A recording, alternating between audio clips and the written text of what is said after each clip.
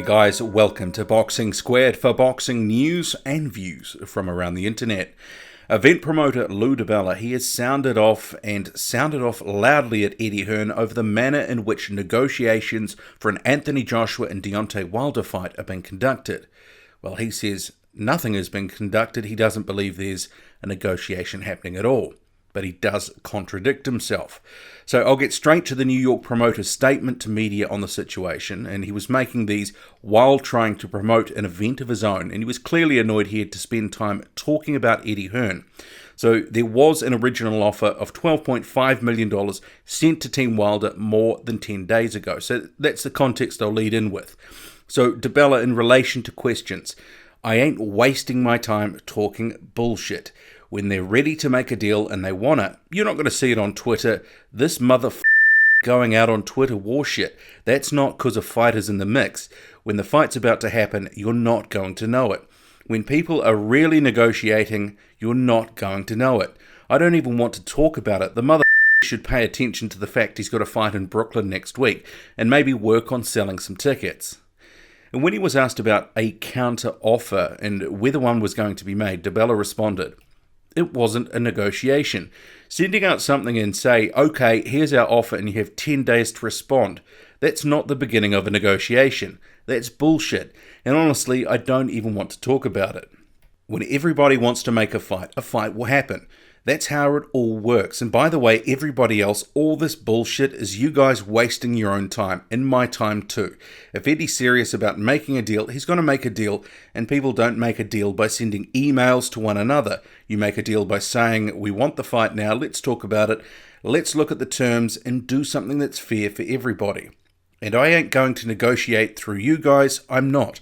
I'm not even willing to respond to that fool anymore." He was then asked about, should the fight marinate? And he said, here's the problem with marination. Guys are heavyweights, other people hit them. I mean, Joshua was supposed to walk through Parker. Didn't exactly do that. You know, Deontay looked sensational against Ortiz and he knocked him out. And in sensational fashion. He also got badly hurt in that fight. You know, too much marination. What you're marinating never gets cooked. And if it can't be made now, one side doesn't want to make the fight, we're going to move on with our lives. He just fought the best guy available out there. That's gonna be the game plan, to keep fighting the best fights you can fight, to keep making the best fights you can make. And he was also asked about whether Dominic Breazeale was next on the agenda for Wilder should a fight with Anthony Joshua not be able to be made.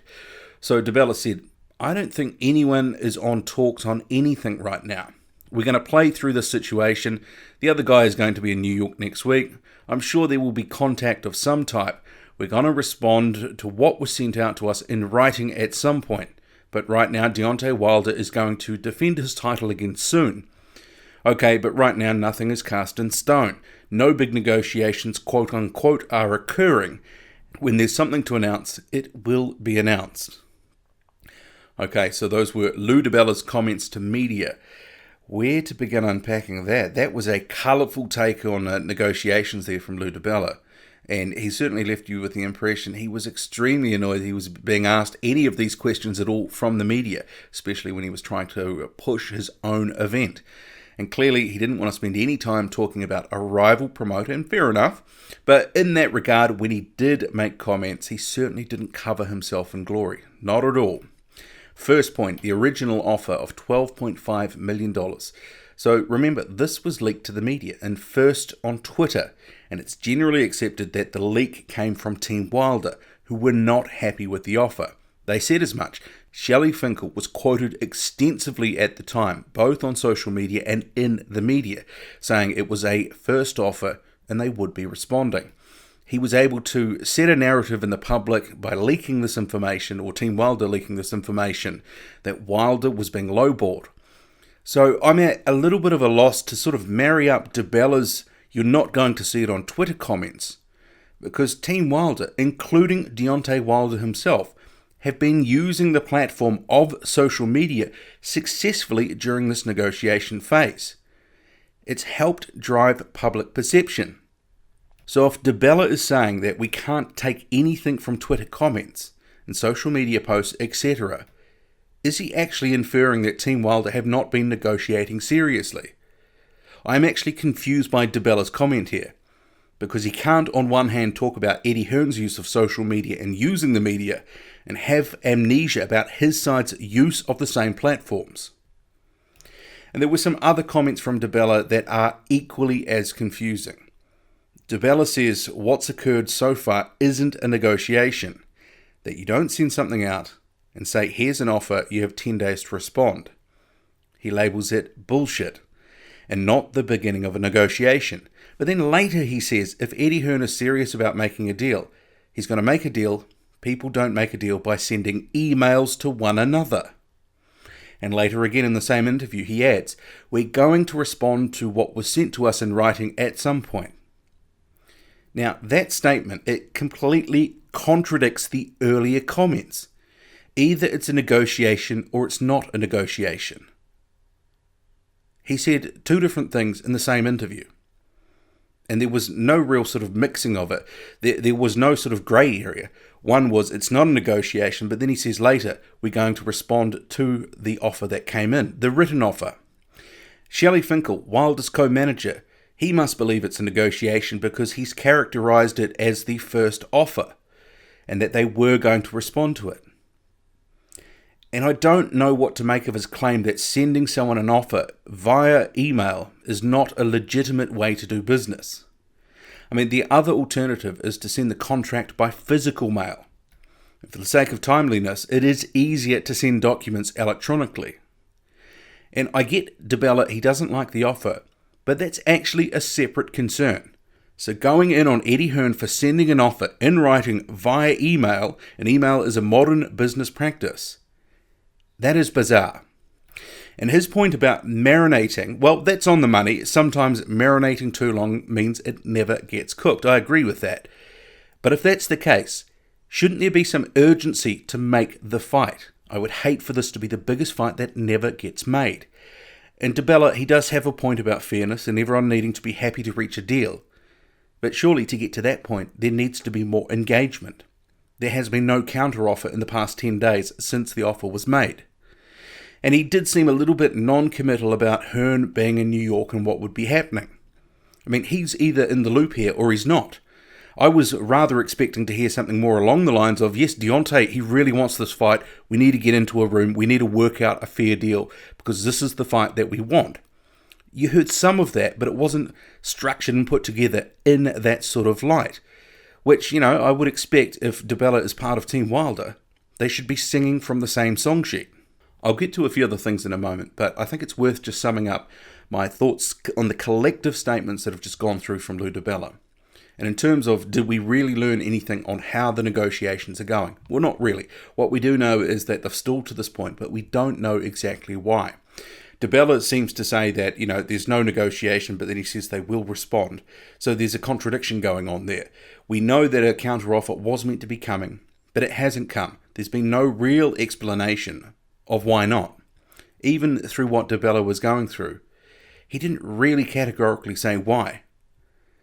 But I was actually left more with the impression that he's not really at the centre of these things. He is more on the periphery of things.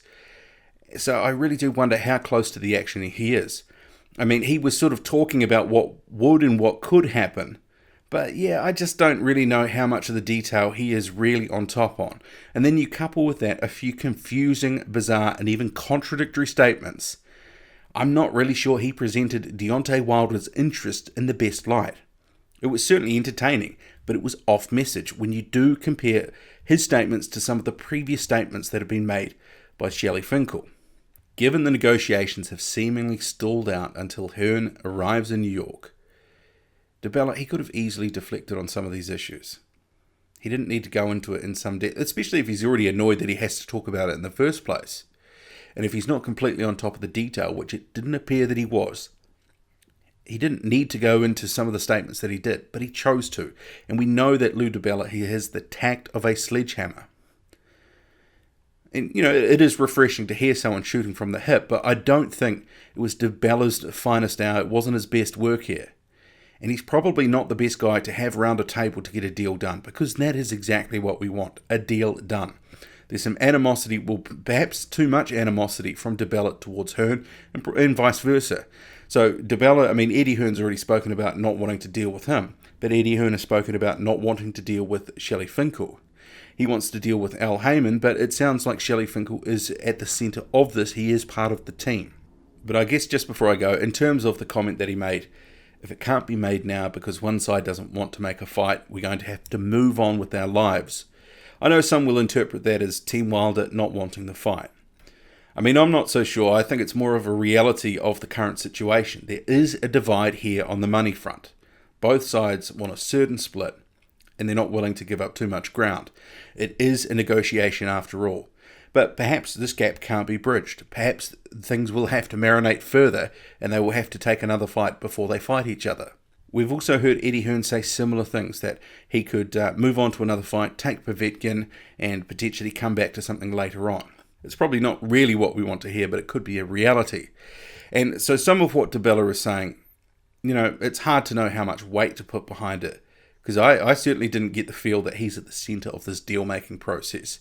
Feels that he's on the outside of this, looking in, but he's trying to front that he's heavily involved. Hopefully these negotiations can pick up some steam. The egos get put aside, some fairness comes into it. We know what it's going to take to make a deal. A percentage split is going to have to be offered. And if it doesn't happen soon, well, Anthony Joshua and Deontay Wilder will not be fighting each other. It's just a reality, I think. But we'll have to see, because we've got Povetkin looming. A purse bid could be called soon. There's only a couple of weeks until that happens. So they really need to look at the clock and go, okay, let's get something done. Otherwise, it could be one of the best fights never to be made. It really would be a shame if that happened. What do you make of it all? What did you make of Lou Dibella's colourful commentary? Certainly he said some things I was head-scratching, to say the least. Drop a comment, loud and often, hit like, hit subscribe, follow me on Twitter, boxing_squared. I'm out.